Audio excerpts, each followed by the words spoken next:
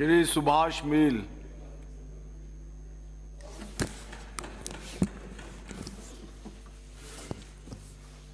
माननीय अध्यक्ष महोदय, मैं आपका धन्यवाद करता हूं कि आपने महामहिम राज्यपाल जी के अभिभाषण पर मुझे बोलने का मौका दिया। मैं इस सदन के माध्यम से सर्वप्रथम मेरे क्षेत्र के सभी मतदाताओं का धन्यवाद करता हूं कि उन्होंने मुझे इस सदन में पहुंचकर उनकी बातें रखने का मौका दिया, और मैं इस सदन के माध्यम से प्रदेश की समस्त जनता को भी धन्यवाद करता हूं कि आपने भारतीय जनता पार्टी की बहुमत से सरकार बनाई। मैं पूरे प्रदेश और सभी देशवासियों को, जो कल 22 जनवरी का ऐतिहासिक दिन था,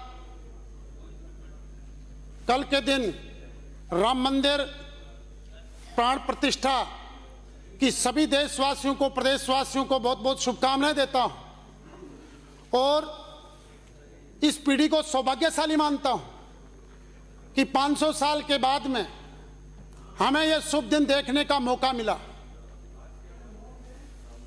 हम वर्षों से दीपावली मनाते आ रहे हैं, और दीपावली का पर्व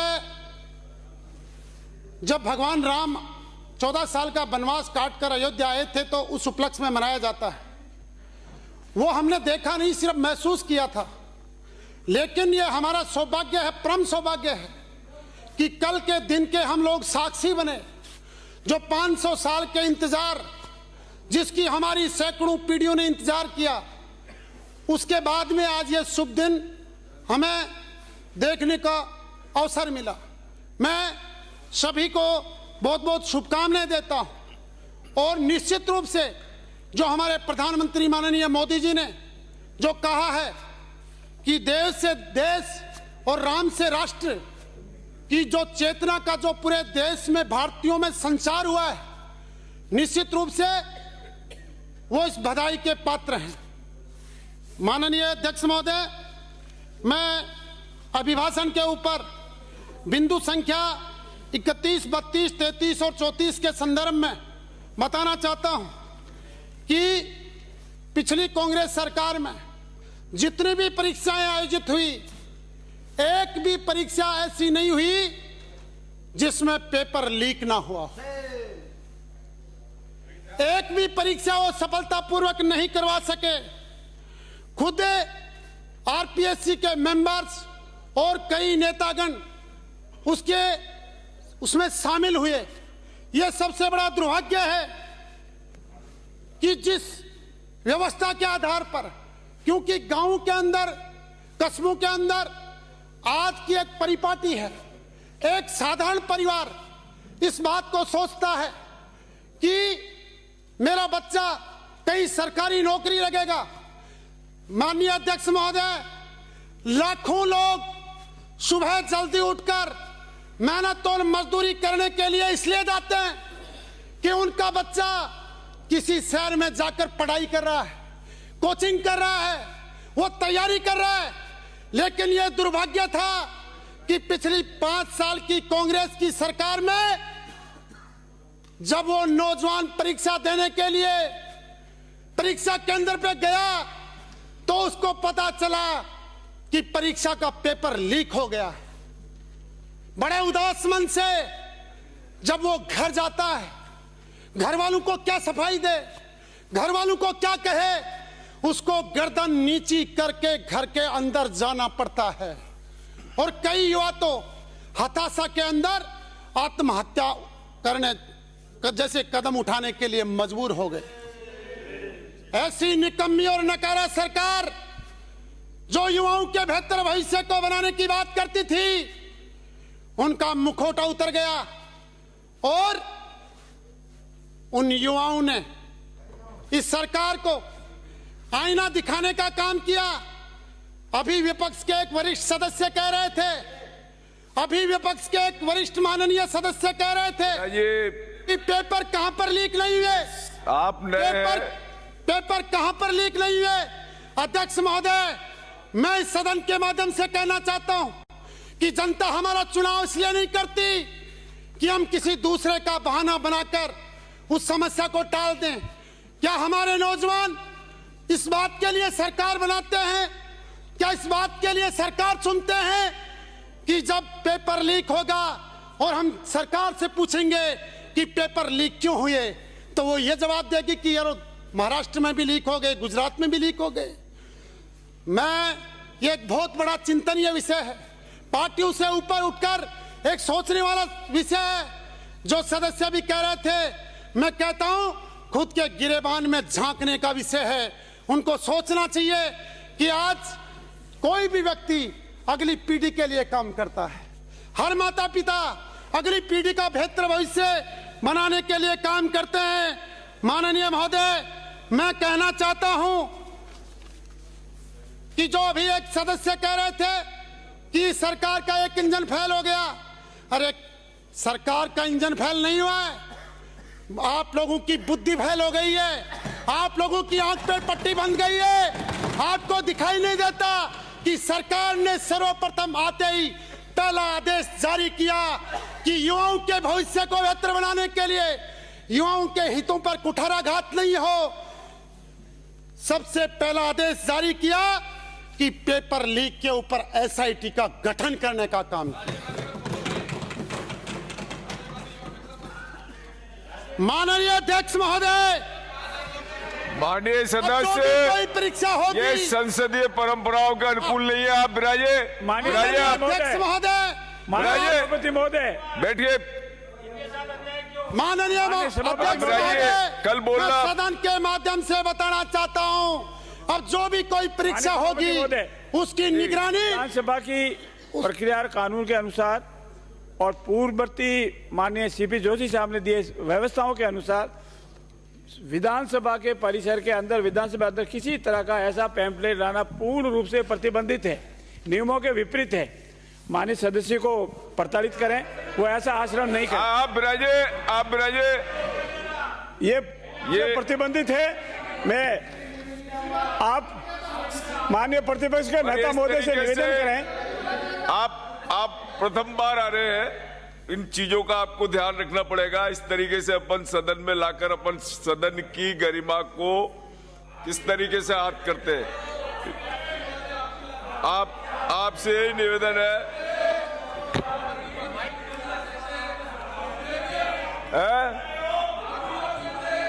आप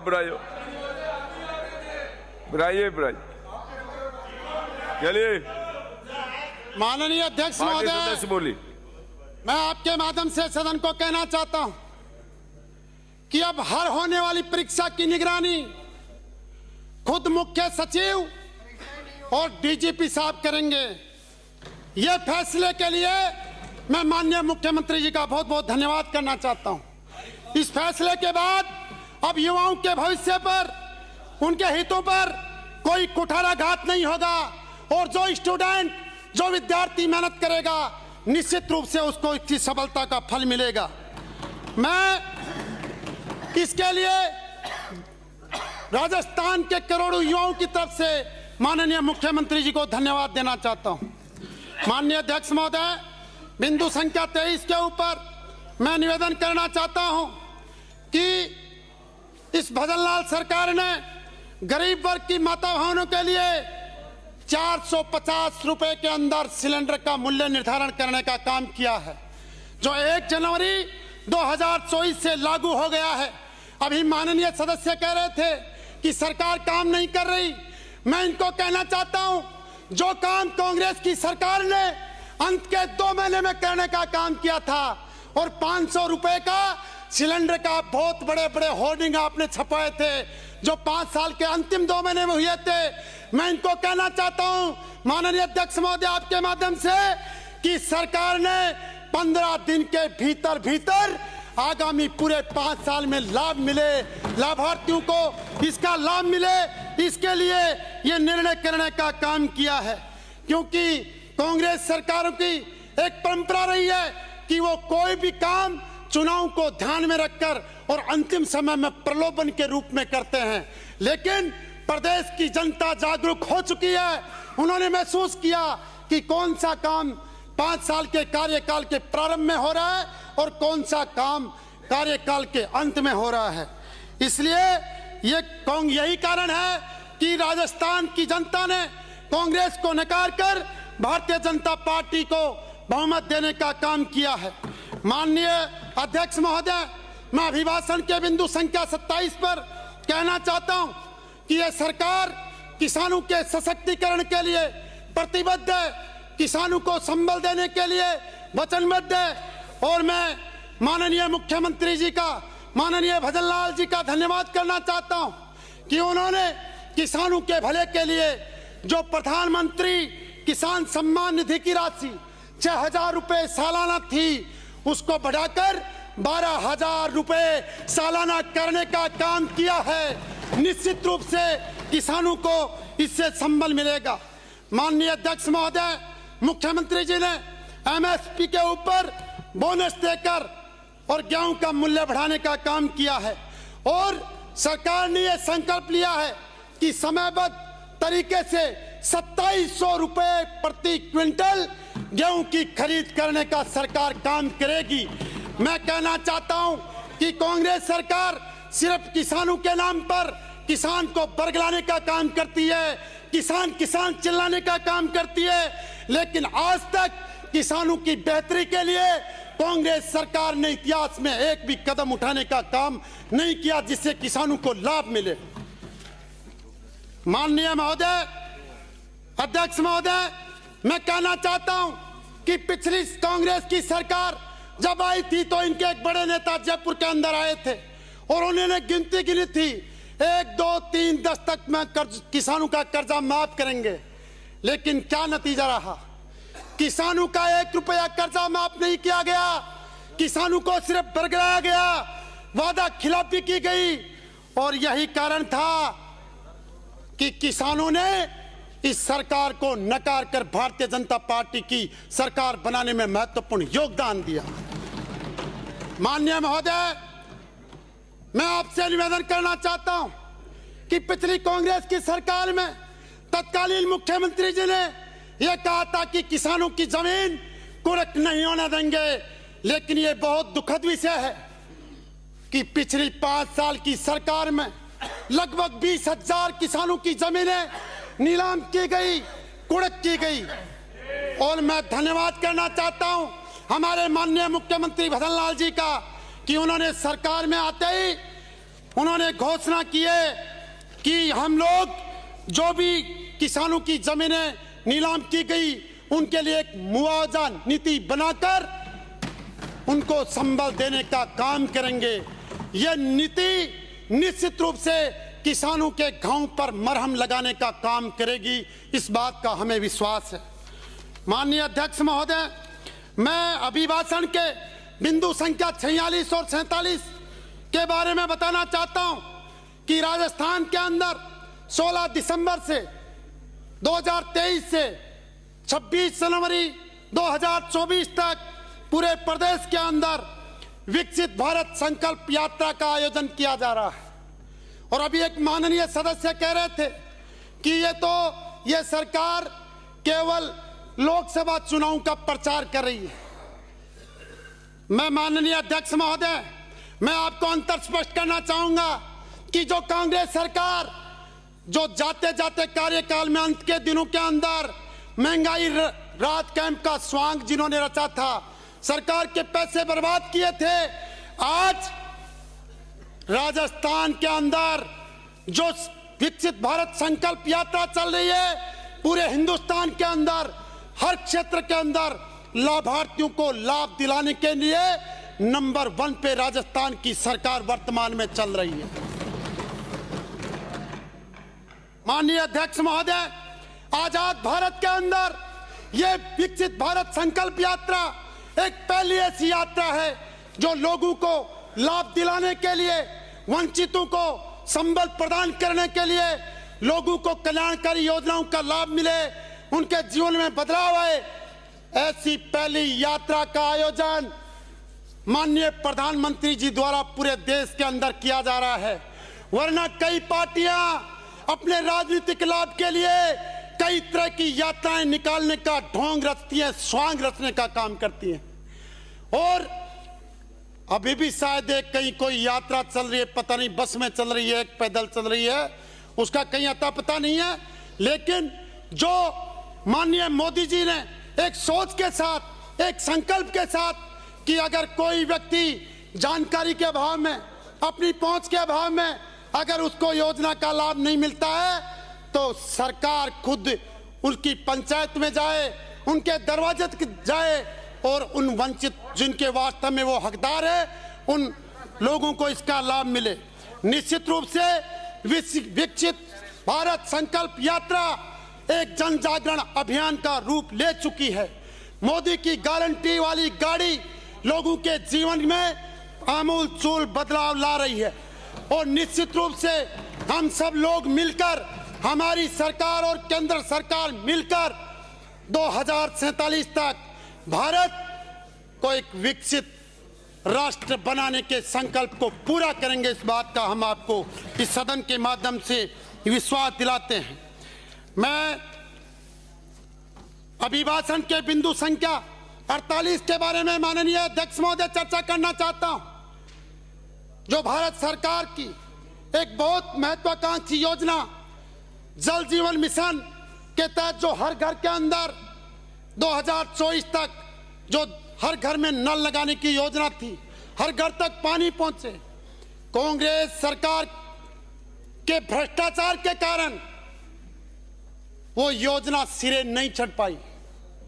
उस योजना के अंदर क्योंकि जो कार्यकारी एजेंसियां थी वो राजस्थान सरकार के अधीन थी, इसलिए उन्होंने भ्रष्टाचार किया और विचारधारा को देखकर पानी पहुंचाने का काम किया। कई गांवों में, कई ढाणियों में जहां पानी की बहुत ज्यादा जरूरत थी, राजनीतिक भेदभाव के कारण स्थानीय एजेंसी, राज्य सरकार की एजेंसी होने के कारण उन लोगों तक पानी पहुंचाने का काम नहीं किया गया।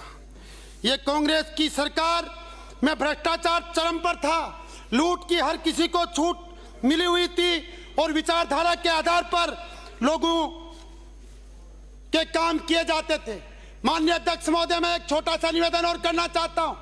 पिछली सरकार ने कई जिलों का निर्माण किया, कई जिलों का गठन किया, उसके अंदर न तो क्षेत्र का ध्यान रखा गया, न दूरियों का ध्यान रखा गया, उसमें सिर्फ और सिर्फ हमें राजनीतिक फायदा कैसे मिले इस बात का ध्यान किया गया।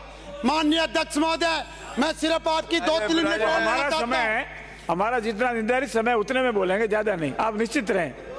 माननीय अध्यक्ष महोदय, हमारे पास में नीमका थाना जिले का गठन हुआ, जिसमें माननीय अध्यक्ष महोदय, मैं आपसे कहना चाहता हूं, सरकार ने क्या किया? हमारे पास फौजी बना दिया। हमारी विधानसभा के पास में नीमका थाना के जिले का गठन हुआ और मेरे विधानसभा की 10-12 पंचायतें जो केवल 20 से 25 किलोमीटर की दूरी पर स्थित है, उनको राजनीतिक दुर्भावना के कारण नए जिले के अंदर शामिल नहीं किया गया। मैं सदन के माध्यम से सरकार को भी निवेदन करना चाहता हूं कि उन पंचायतों को पुनर्गठन करके और नीमका थाना जिले के अंदर कांवट और आसपास की पंचायतों को शामिल किया जाए। मैं माननीय अध्यक्ष महोदय, अभी एक वरिष्ठ सदस्य कह रहे थे, वो कह रहे थे सरकार के ऊपर अंगुली उठा रहे थे, पर्ची की बात कर रहे थे, पर्ची की सरकार की बात कर रहे थे। अरे क्या बात करते हो आप? आपके अंदर बदलाव की क्षमता नहीं है, आपकी पार्टी में निर्णय लेने की क्षमता नहीं है, इसी कारण आप दिन ब दिन नीचे गिरते जा रहे हो, रसातल के अंदर जाते जा रहे हो। और अगर आपने अपनी आंख की पट्टी नहीं खोली तो वो दिन दूर नहीं है जब राजनीतिक पार्टियों में से कांग्रेस पार्टी नाम की पार्टी का अस्तित्व नहीं रहेगा, अगर यही स्थिति रही। माननीय महोदय, मैं कहना चाहता हूं, ये पर्ची की सरकार नहीं है, ये युवाओं के सपनों की सरकार है, ये किसानों के उम्मीदों की सरकार है। माननीय महोदय, ये किसान की खुशहाली और छोटे व्यापारियों को संबल देने वाली सरकार है। माननीय अध्यक्ष महोदय, मैं सदन के माध्यम से पूरे राजस्थान की जनता को विश्वास दिलाना चाहते हैं कि हम सब लोग मिलकर विकास के ऊंचे आयाम स्थापित करेंगे। साथ ही इस बदललाल सरकार के अंदर उच्च सांस्कृतिक मूल्यों की स्थापना होगी और निश्चित रूप से सांस्कृतिक पुनरुत्थान किया जाएगा। इस बात का मैं आपको विश्वास दिलाना चाहता हूं। मैं माननीय अध्यक्ष महोदय, मैं इस प्रदेश की जनता को कहना चाहता हूं कि हम युवाओं के सपनों को, किसानों की उम्मीदों को पूरा करेंगे। हर मजदूर को काम मिलेगा और हर छोटे व्यापारियों को संबल मिलेगा। महिलाओं को सम्मान और सुरक्षा मिलेगी और ये सरकार सुशासन और पारदर्शी शासन के सभी मापदंडों को पूरा करेगी। इसी संकल्प के साथ मैं मेरी बात को खत्म करता हूं। धन्यवाद। जय हिंद।